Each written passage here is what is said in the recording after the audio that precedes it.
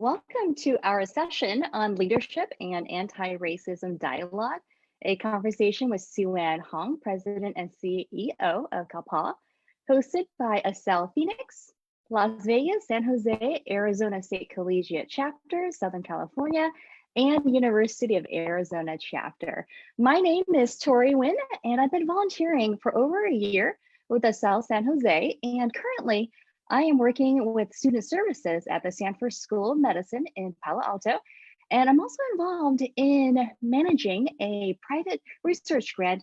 Currently, we are urgently looking for some treatment as well as a vaccine for our pandemic COVID-19 virus. So this is what I do during the daytime. But currently, right now, we are, for this event, ACEL, I want to talk a little bit about what ACEL is shaped around, the concept of learning by leading. And since our beginnings, we have sought to provide interested community members with opportunities to hone their leadership skills and cultural awareness through experiences that we are able to organize. This includes things like Dragon Boat teams, volunteer events, and various nonprofits, and our annual Dynamic Leadership Conference. And in line with our vision, though, our world where everyone has these skills and opportunity to lead, events such as these fall in line with our mission statement, where we really seek in providing ground for Asian American professionals and forging leaders of tomorrow through professional development, cultural awareness, and community service and membership. Now, with tonight's event, though, it really speaks to our mission as we talk about leadership and culture. And I am really thrilled to welcome our distinguished guest tonight, Sue-Ann Hong, President and CEO at the Center for Asian Pacific American Women, CAPA. Sue-Ann joined CAPA in May of 2018 as the interim executive director.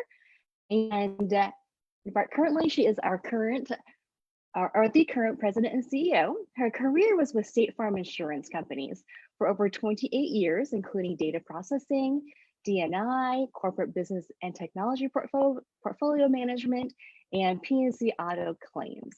She's led up to 600 employees in multiple locations, managed over 1,000 contract employees, and over doing customer support, supporting customers and State Farm agents in 23 states.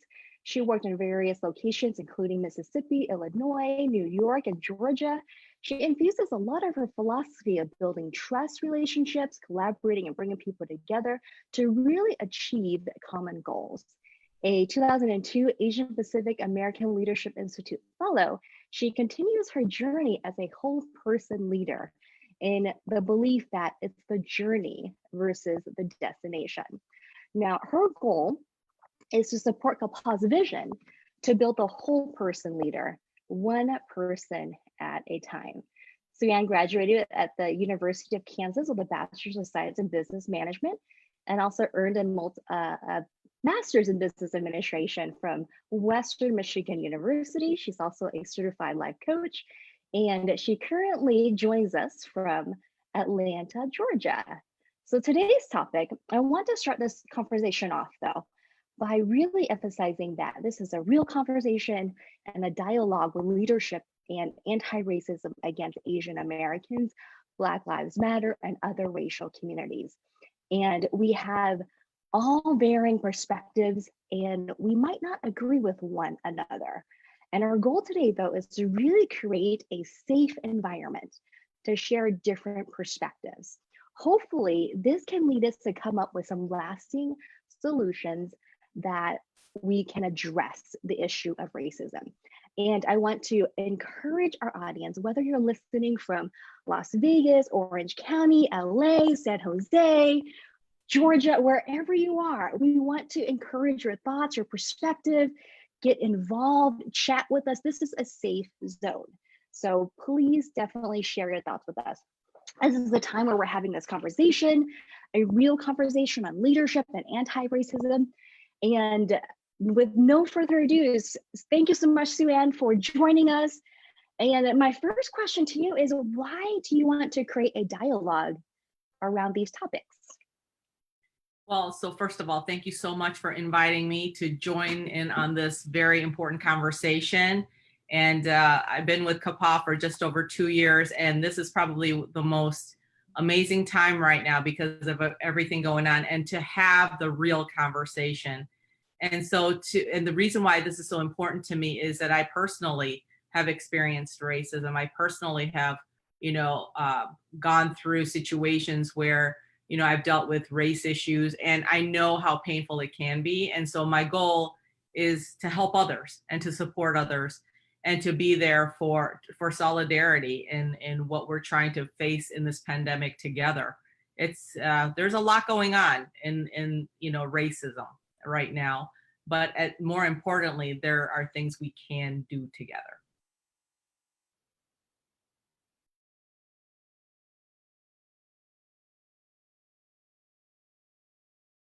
Toria, can you hear me? You were cutting out just a little bit, so we might have missed the last 10 seconds or so. Okay. I think the main thing for me is to help others through this racial pain that we're all going through. It's not just an individual, but it's a societal issue that we can certainly help one another in solidarity.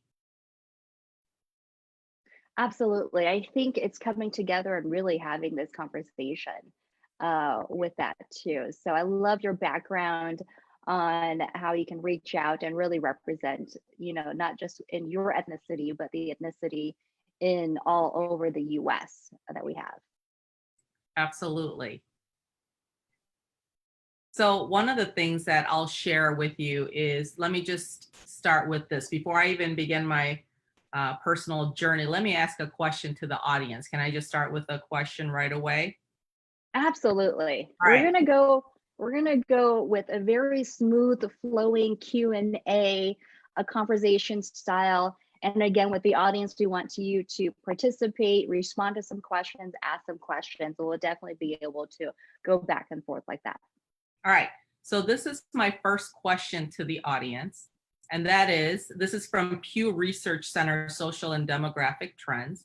So about how many in 10 Americans say they've had conversations about race in the past month? So how many in 10 Americans said they've had conversations about race in the past month? So we'll give the audience maybe the next 5 seconds to respond, and we can read off some of the responses there.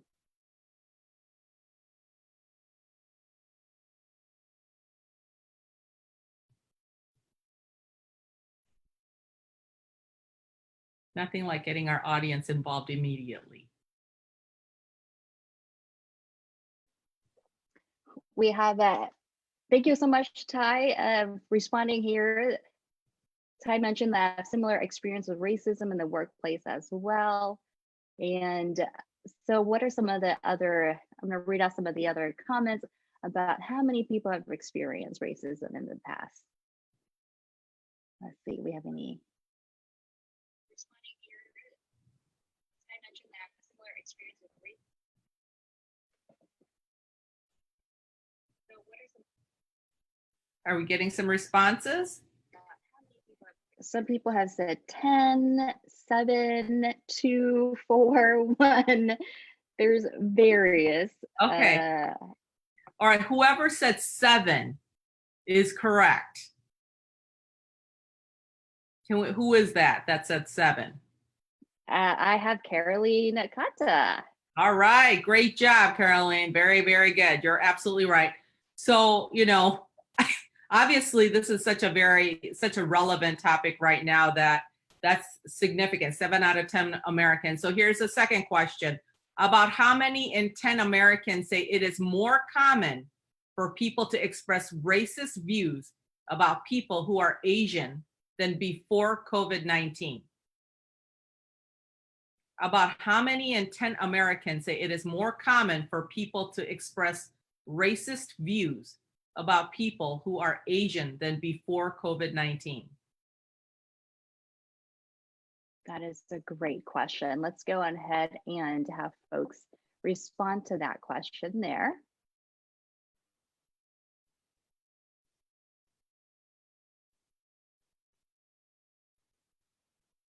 We have some folks saying 8, 7, 2, 4. All right, who said 4?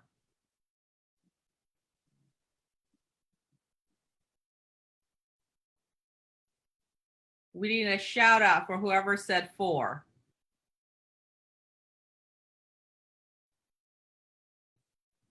Michelle said 4. Also, All right. Amanda said 4. All right, We have a great couple folks job. there. Great job. All right, here's the last question before we get into our conversation. This is a true or false, so hopefully this will be a little bit easier. Asian and Black Americans are more likely than other groups to report negative experiences because of their race or ethnicity since the COVID-19 outbreak. So that's a true or false. Asian and Black Americans are more likely than other groups to report negative experiences because of their race or ethnicity since the COVID-19 outbreak. What are we getting?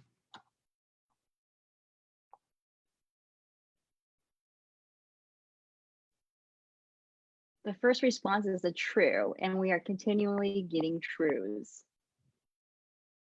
It is true. So, you guys are on it. I think that it's important to understand I wanted to talk about what the general public, what the Americans are, what's their reaction. And it's interesting because even with Black Lives Matter, you're seeing majority of Americans are supportive of Black Lives Matter. And in fact, if you break it down by ethnicity, large shares of Hispanic community, 77% based on the survey, Asian 75%, and white 60%. Adults also say that they are at least somewhat supportive of Black Lives Matter. So just kind of a general sense for what Americans are feeling and sensing, and just in regards to race and Black Lives Matter. So that's a good start to our conversation. Absolutely, absolutely. So how would you say, Sue-Ann, that your background has shaped, the way that you see race and being an Asian American Pacific Islander woman? Well, first of all, thank you, because I think my background has everything to do with the way I view racism. So I came to the United States from Seoul, Korea when I was 8. I was adopted by my aunt, and I actually flew to the US by myself. And I remember switching planes in Hawaii and made my journey to LA and then to Chicago to meet my aunt who actually adopted me. And what I realized was that, at 8 years old, I had to figure out how to maneuver, switch planes, go through, customs. And I had a little tag on that had my name, where I was going. And I remember there was a point where there was a disconnect between where the flight attendant was taking me. I had to literally find the bus by myself. And what I realized was adaptability, figuring things out, making sure that I was able to kind of be alert on how to get to where I needed to. Those skill sets to me was very important, adaptability. And those are the key, I would say, competencies, if you want to call it that I experienced all throughout growing up, moving to different places, working for an organization, being the only Asian in these small towns. Oh, by the way, I went to Hurley, Wisconsin. I don't even know if you know where that is, but that's the Upper Peninsula of Michigan. Going from Seoul to Upper Peninsula of Michigan, being the only Asian probably they've ever seen before, I was an anomaly. And that was the first time I experienced race issues. And as a little kid, being in 3rd grade and being picked on, and, not being like an anomaly, being, foreign, that was probably the first time I experienced racism. And so that was a childhood experience. And I think that was the start of understanding that I was different. And, the fact that I had to figure out, no matter where I went, how to fit in quickly. What do I have to do? Assimilate. So I think those are, my bet is those are very similar experiences. A lot, if you're an immigrant coming to this country, that might be a similar experience for others. So that And shaped a lot of what happened. this might be a touchy question, and it might tell some stories that could relate to some of our audience today and listening in. But were there certain instances where you grew up in Michigan that happened, and you look back, you're like, wow, did that really happen? Can you share some personal stories? And while you tell these personal stories, can the audience also talk about some instances that they maybe have experienced as well? And if they're comfortable. And by the way, I forgot to say this in the beginning, that we're having conversations on topics that you don't want to hear, if it triggers you, definitely step aside, turn off the volume, come back when you're comfortable. We're definitely here in a safe spot. But if you're willing to share, definitely do that. So were there instances where you thought, wow, this is not normal, or this does not make me feel comfortable, especially being one of very few Asians in that community, that you're comfortable sharing? Yeah, I mean, I think when I can think of multiple examples, especially because I lived in smaller towns throughout. I moved around a lot with my aunt, and we lived in mostly either small towns or, not in metropolitan areas. So I think being the only, I always felt like there were situations. So here's a couple examples when I was little. It's, being called a chink, or, uh, being called, people. So here's, especially boys, they didn't want to touch your hand.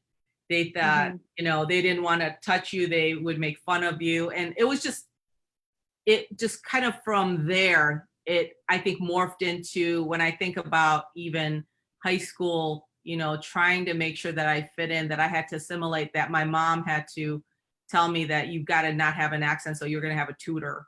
Do not have your accent. So because she had an accent, she had master's and PhD, but she was discriminated against. She felt that was a disadvantage. So she made sure that I did not have an accent, except I have a Michigan accent, not an Asian accent. So, but I mean, I was very alerted, very young about my difference. And I can think of even, like, I used to also live in the South. I grew up in the South, also in South Carolina for a part of my high school. Once again, I was the only, and I remember, like, when I was first in like some of the things like piano, I was thinking about how, the kids were up. There was one of the classmates who was upset that I had beat them. And the explanation that the teacher gave him was all around like, well, she's, it was not about how that I was better, but it was just that he had an off day. Wow. So it wasn't so I ran into that even with teachers at times in the South. I ran into situations where, oh, you speak great English, that's probably pretty typical, Yeah, that's not really a compliment. It's definitely looked at as an, yeah. Yeah, microaggression. And then I think the other thing is, when I think about in early stages of my career, when I went into data processing, I think there was a lot of skepticism. I got a lot of questions. Somebody actually asked me, I remember, my salary, like, how much do you make? Like, how much did they bring you in? And I'm like, what? This was a Caucasian female we were at the same level. And she directly asked me how much I made. And I was flabbergasted that would even be asked of me. And, and she would ask me questions that I know she would not ask anyone else. Those questions that she felt she could ask me. I had, so it's, I think about some of the promotions that I got and feeling like I didn't deserve it because of the way I was treated. People would question my ability. And so I think there are just different parts in my life where I faced racism.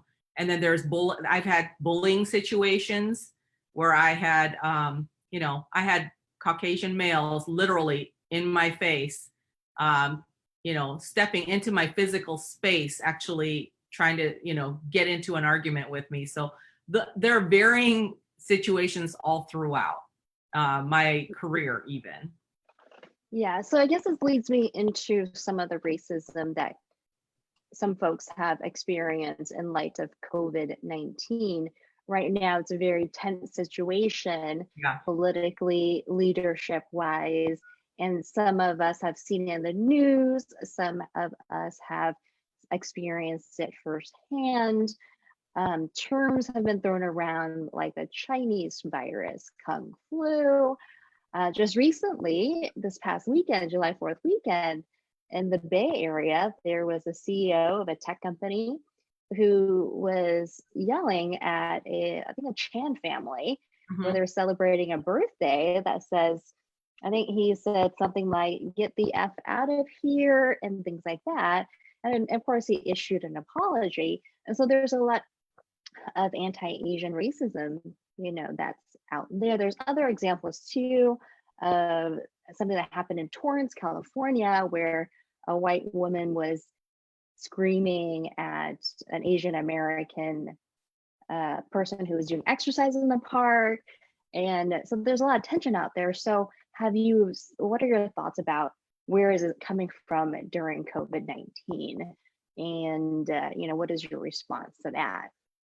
So I don't know if all of you are familiar with Stop AAPI Hate with APCON and the Chinese American Association, and it's out of California. They're working with Professor Dr. Russell Jung of San Francisco State University to do surveys. So they're probably one of the leading doing surveys on AAPI hate and people reporting. So you have majority California. California was stood out as over 800 incidences of hate crimes or harassment, verbal harassment, especially in California. Now, the study started out in California, but what they're finding is that 45 states are represented in that survey.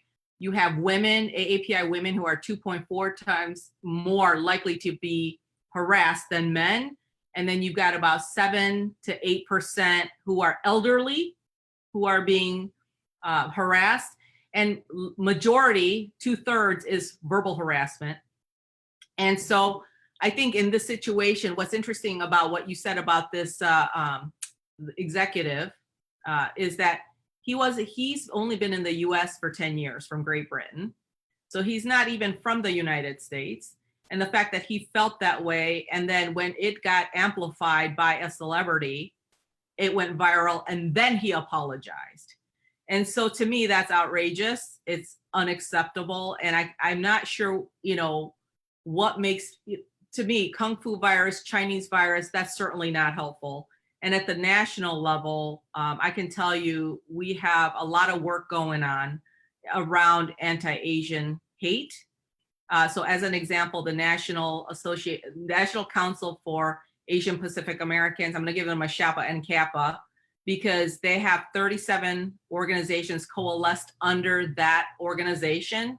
And there's a lot of work going on with anti-Asian hate, and that includes the Advancing Justice organization, AAJC, and JACL, the Japanese American Citizens League, OCA advocates. So there's a lot of organizations addressing that, and we're tied to the work that's being done by Congresswoman Judy Chu out of California.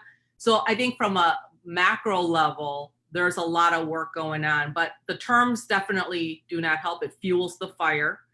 I think the other thing is, the fact that people actually think that they could do this outwardly in this way is just, to me, outrageous and unacceptable. And the wait staff that handled that situation, I thought did a terrific job. I think so too. Yeah, I think so too. I think they really stood up for that family. And one thing, I was watching a video on YouTube with Will Smith, and he was interviewed by Angela Ray. It was like an episode called Conversation on Being Black in America. And he mentioned that there's not just more racism that's happening, it's just being recorded more. There's phones everywhere, that people have phones and they're recording it. So I think it's great that it's being acknowledged and it's being spoken about there in Well, that type of way. and I agree, Tori, I think that it is good, but what makes me sad about that is the fact that people wouldn't be believed necessarily unless they had the Yeah. recording. That Yep, I the agree. privilege of being Caucasian is the fact that, you know, the likelihood of you being believed versus a minority being believed. And the recording, it makes it real. George Floyd, when you see that on recording, how can you not be compassionate? How can you not be outraged? And I think Oh yeah.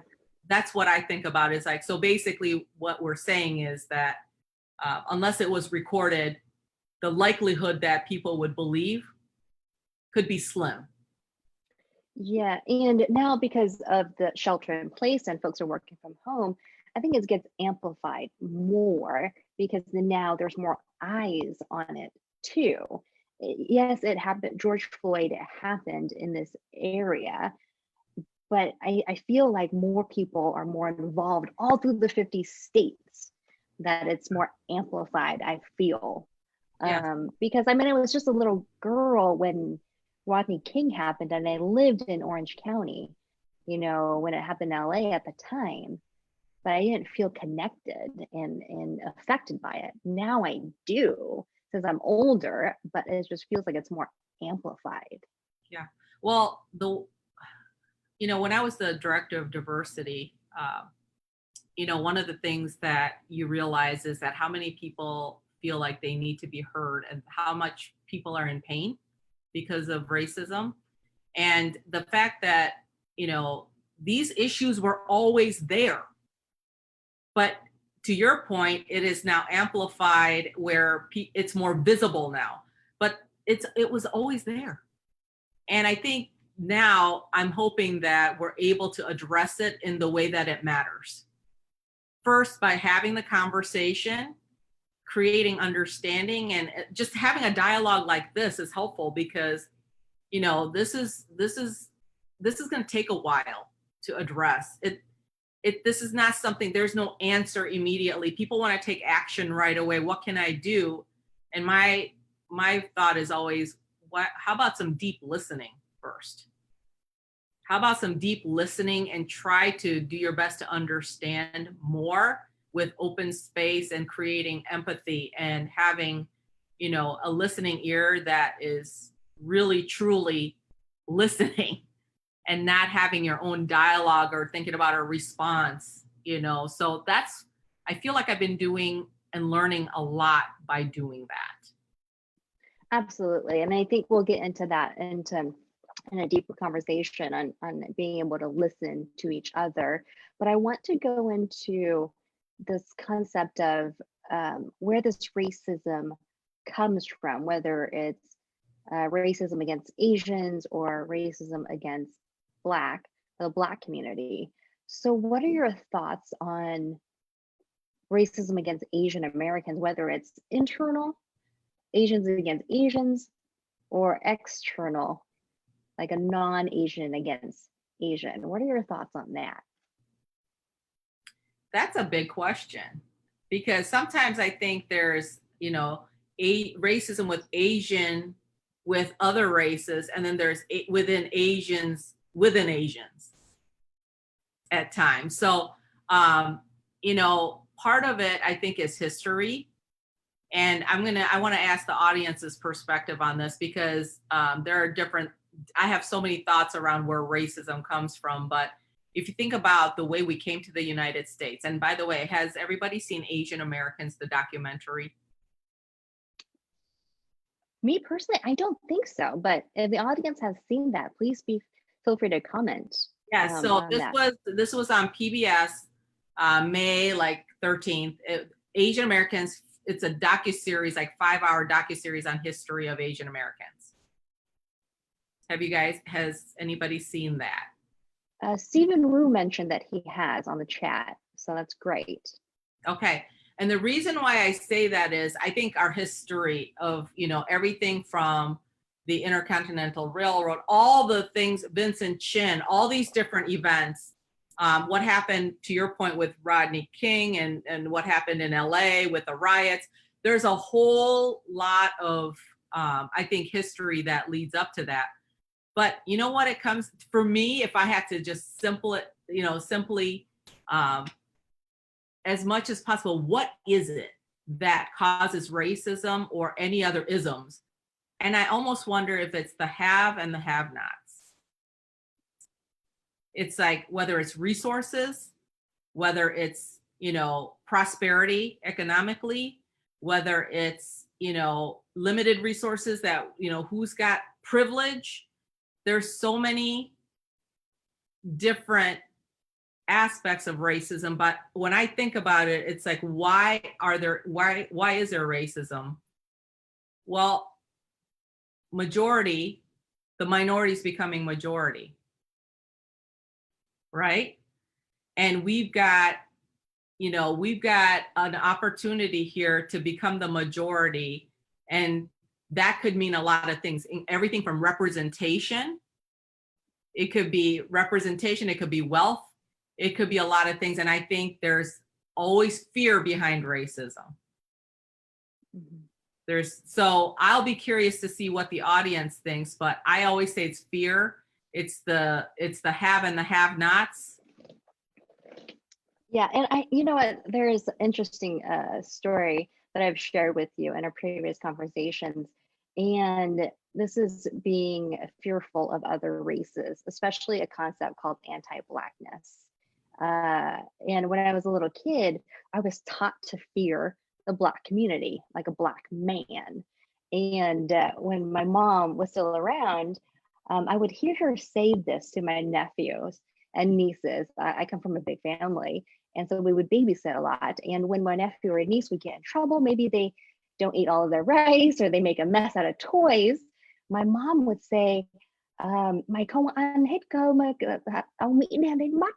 She would say things like, if you don't pick up your toys or eat all your rice, the Black man would come get you. So she would instill that fear in my nephews and nieces, and she would keep saying that. And I'm like, that eventually, after a couple of years, I'm like, that is wrong. I don't understand why my mom would say that. Maybe she has not met Black people or interacted. Maybe she's seen things on TV.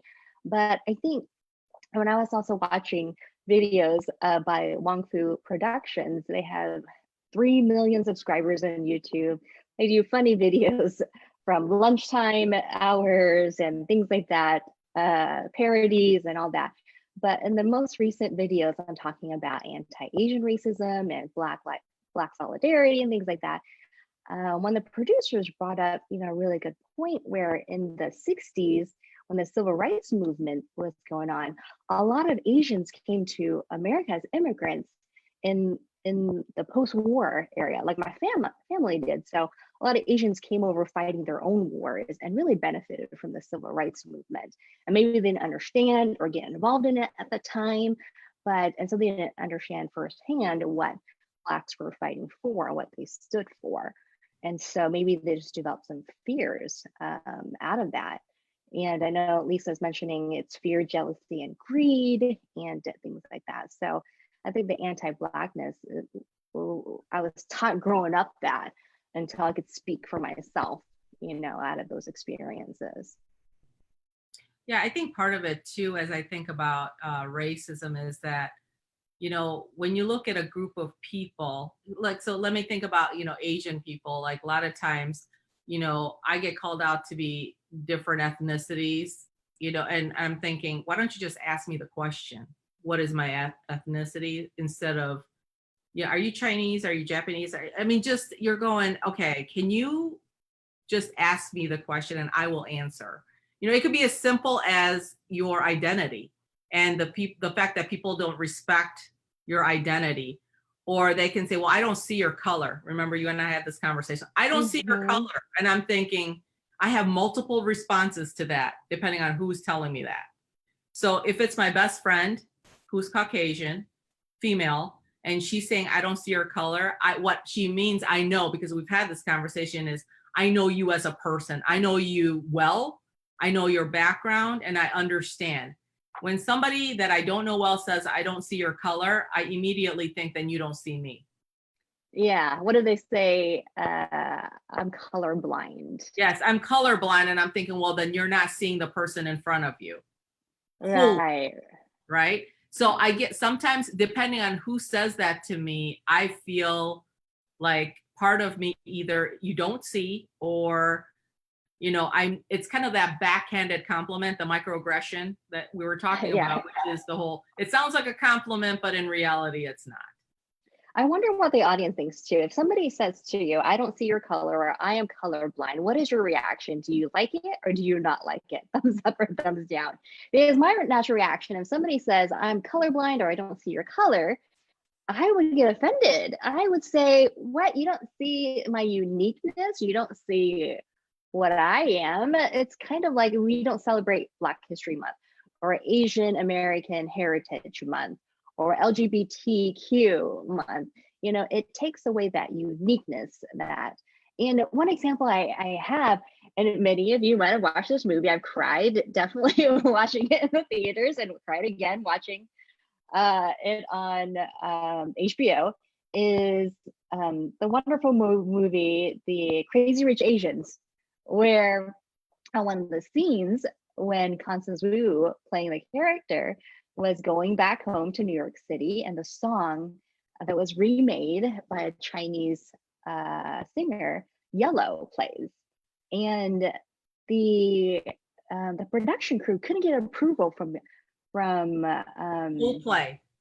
yeah, Coldplay to get it approved in the beginning, because they don't want to do a conflict, because yellow, it's a very negative connotation to the Asian Americans. And finally, when the producer wrote a very great letter, if you haven't read it yet, it's an amazing read.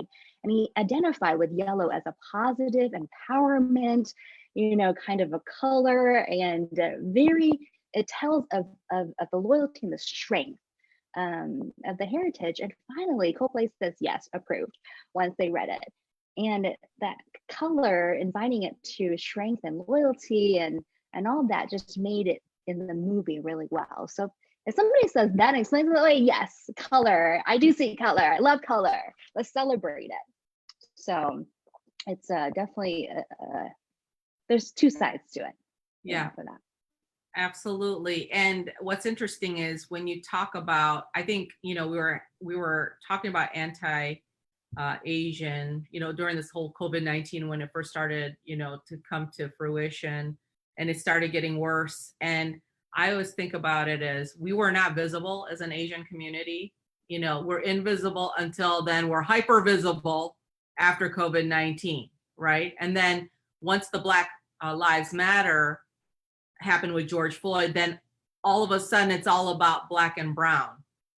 And then it's kind of like the Asian conversation, it almost feels like it got put aside. But we had that conversation about what that means, and how do we reconcile that? How is, we still need to talk about what's going on with the Asian, anti-Asian hate, but now the Black Lives Matter has elevated. So you recall that conversation, Tori, about how that impacts the conversation that we have about race, and how do we address that and reconcile that? Mm-hmm, mm-hmm. Yeah, absolutely. How do you dispel different acts of racism? For that, there's different examples that I remember you saying of having friends who look like you. How do you relate to that? Yeah. So one of the things that I think about is who you have around you, whether it's socially or friends or colleagues. I think, having somebody to talk to about race that you can feel safe with, I think that's huge. And to be able to have that in a trusting relationship. So that's when you talk about people around you, if you only talk to people of your own race, your perspective is going to be limited, right? And we talked about, as an example, and I've been doing a lot of research because I don't have all perspectives on race. I don't claim to have that. I have my perspective and what I learn from others. And you remember the video on the uncomfortable conversation with the Black man? Oh yes, oh yes. Okay. So the uncomfortable conversation with a Black man talks about, this whole notion of, you know, are you afraid of white people? Oh, yes, yes. There was, yeah, yeah. I remember when it was him talking about the NFL linebacker, and he was talking with the DIY couple. I forget their names, but Joanna they were, and Joanna Gaines and their children. yeah, yeah. And the dad asked the son, I believe, if they were going to a gas station and they saw a white man and a Black man approach them, who would you be afraid of talking to? And the kid, the son, is maybe 9 or 10. He says, it doesn't matter. I don't really see what the difference is, for that. It's being approached by a Black man or a white man. Yeah, yeah. That's And a then great episode. the one of the children asked the football player, right, the linebacker, "Are you afraid of white people?" Uh-huh. And then Yeah, and his response was epic. Yeah, go ahead. his response was, "I am not afraid of them, but I am cautious of them." Yes. And so again, it's like if you don't have, it's the experience, it's the human experience of safety, and do I feel safe with this person? And that was his response, which I thought was really, it makes you kind of sit back and go, okay, let me think about what that means. On a daily basis, he feels threatened, that he doesn't know what happens when he steps out that door as a Black man. And so I'm trying to reconcile that. And you and I talked about, the fact that it's not that the Asian American harassment and the horrific experiences are not important. It is very important. 2,100, that's the number of people who had reported to, about anti-Asian hate. That is incredibly, incredibly important.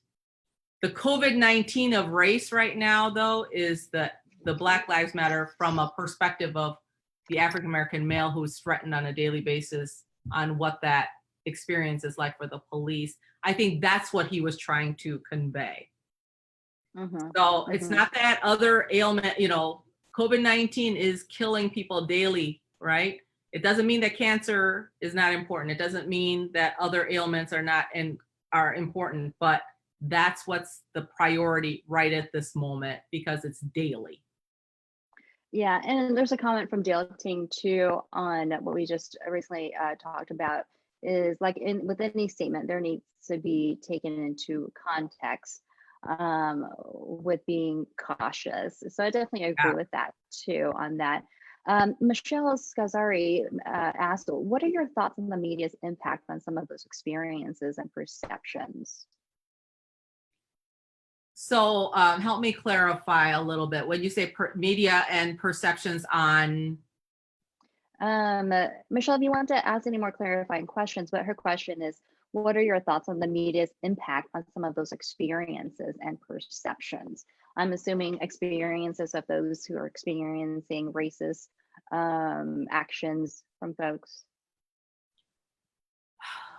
One of the things that I think about is, it's hard enough when you're experiencing.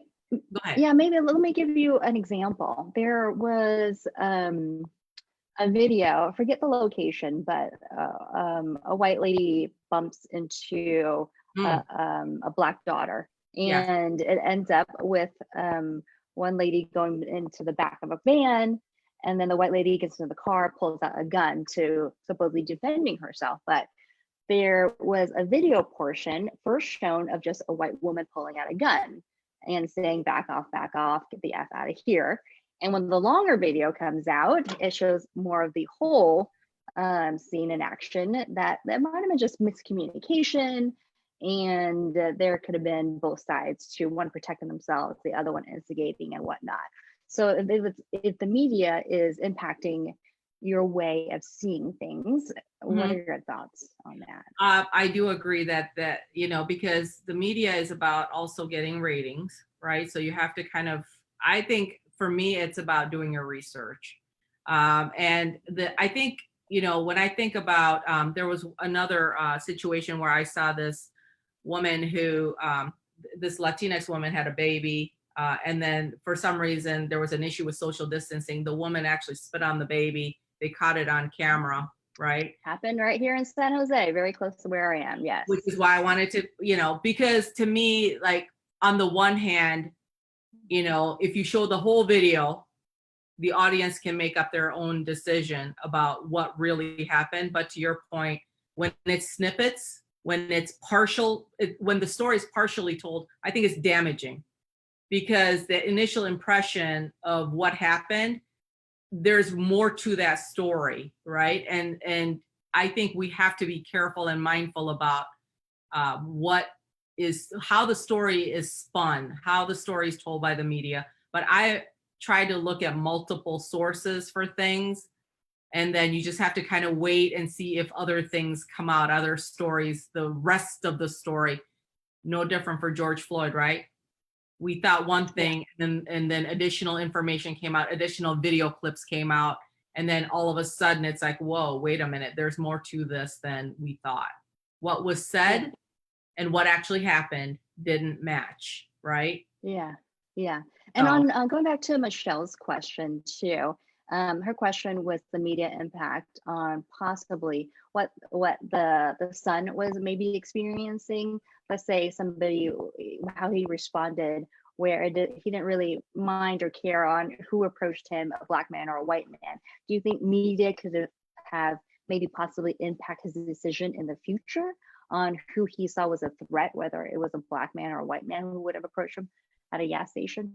Yeah, I do. I mean, this is, a Sue-Ann perspective based, because if you think about what is portrayed consistently, how is an Asian man portrayed consistently? How is a Black man consistently portrayed on television, in terms of, it's not just about the incident, it's also about what, how many, Black men are looked upon as either a drug dealer, or, something happens. And if you see things over and over again, it also shapes, I think, your perception, right? So how is an Asian person depicted? So I think there's more to it than just the incident. I think it's also what is constantly portrayed, and how, race is portrayed, for whether it's a Black man, Asian person, or whatnot on television. So here's an example. Do you guys remember one of the first incidences we saw in New York subway, where the Asian female was wearing a mask, and then a African-American man immediately attacked her? Do you remember? That was one of the very first videos we saw, I think, in terms of somebody who got discriminated against wearing a mask. Do you remember that? Yes, we have some folks saying yes. Yeah, so when I look at that, I've already got an impression about, now you've already got race tension there, and you've got a Black man attacking an Asian woman. Now we've got some fear already, right? Mm-hmm. And so what I'm saying is, so I think that's shaping the way we think. That's shaping the way we're perceiving, the dangers and who's bringing that danger. So yes, I do definitely think that shapes the way we think. Yeah. And there's a question too, where have we made it taboo for them to ask us about our ethnicity? Should we also be more proud of our ethnicity? I guess the question I have is, are we not? How do you feel about ethnicity and being proud or not? Are you proud of your ethnicity? And I'm talking about the audience. How do you feel about ethnicity? Yeah, what are the audience's thoughts, and how do you portray that? Me personally, sometimes. But yeah, go ahead. Yeah, personally, sometimes I do, and sometimes I don't. Some of the stereotypes being Vietnamese and American, or the lack of being able to drive. Our professions are nail salons, and I'm like, oh boy, can I not hear that stereotype anymore, please? And it also brings up, the model minority concept. I was just watching another Wong Fu video, the latest one, talking about racism, And the mono minority, sometimes I haven't thought about it deeply until probably today, where sometimes mono minority gives us the leg up, and it gives us the chance, almost like a privilege, not a financial privilege or rich privilege or anything like that, but sometimes it gives benefit of the doubt. For example, when I was pulled over years ago in Downey, California, and I have no reason why. I don't know why I was pulled over. The cop asked me for a registration license, and I was like, I didn't do anything wrong. Why would I worry about it? He checked, in his car from a record, didn't have anything, and I was let go. And I'm like, I thought back, if I was a different color, race, ethnicity, I probably would have gotten in more trouble over nothing. And I was just, let go on my way within 5 minutes. So I guess I'm kind of privileged in that way. And what can I do about it? I need to do something about it to stand up, for folks who don't have that privilege. Yeah. So it's a mix for me. Yeah. Definitely a mix. So, I go back to where I came from in terms of, the fact that how did I even get to this country? What opportunities I was afforded because I was able to come to the United States. And the fact that, my mother was a pretty strong woman, single. She was single. She wasn't even married when she adopted me.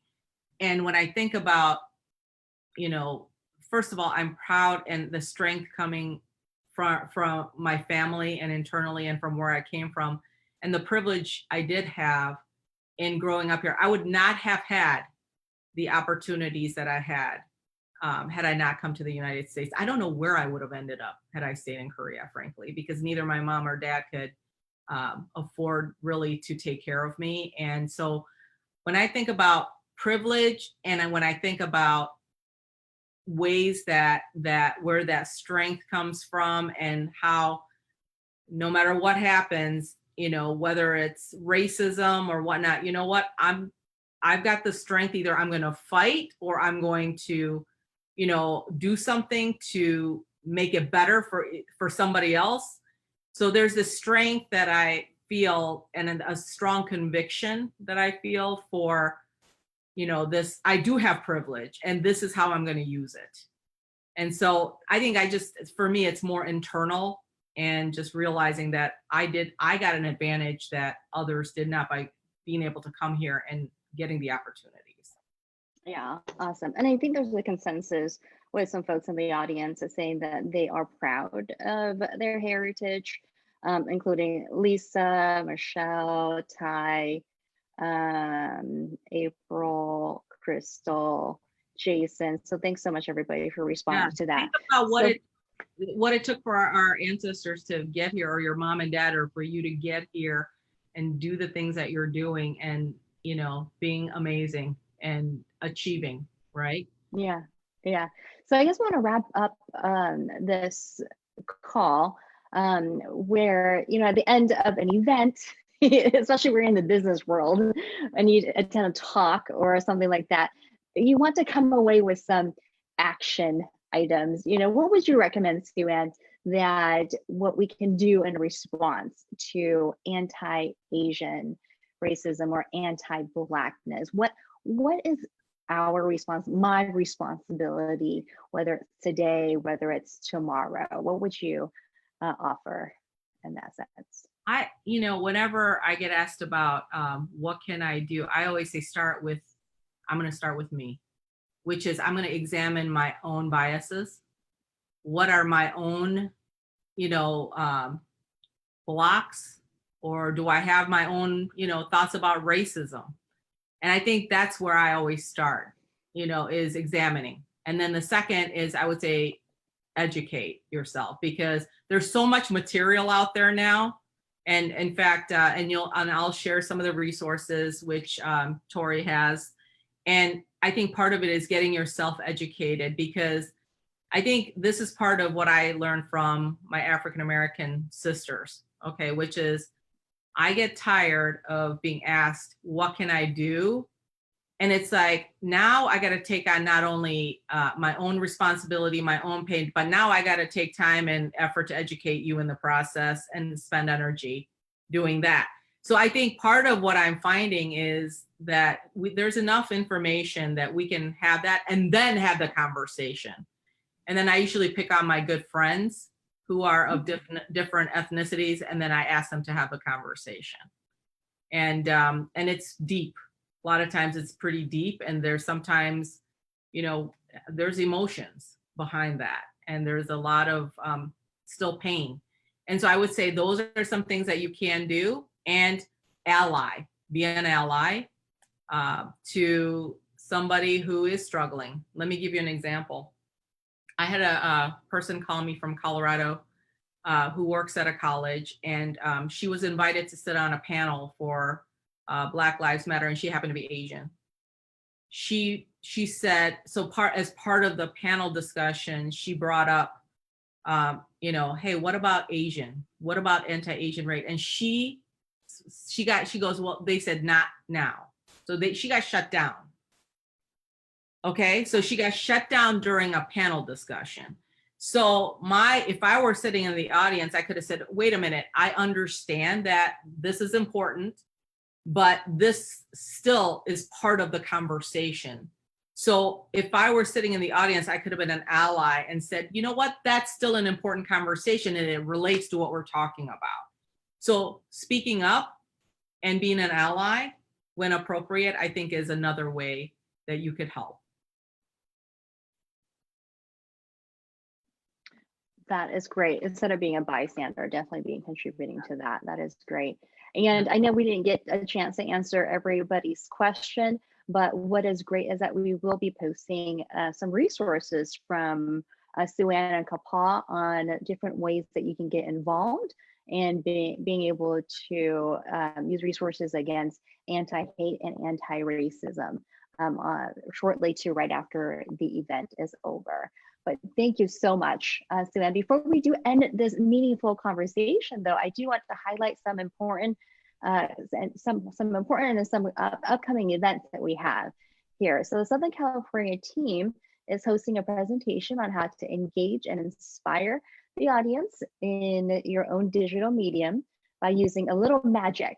So it'll be presented by Chi Ni and featuring some magic of John Armstrong on Tuesday, July 14th.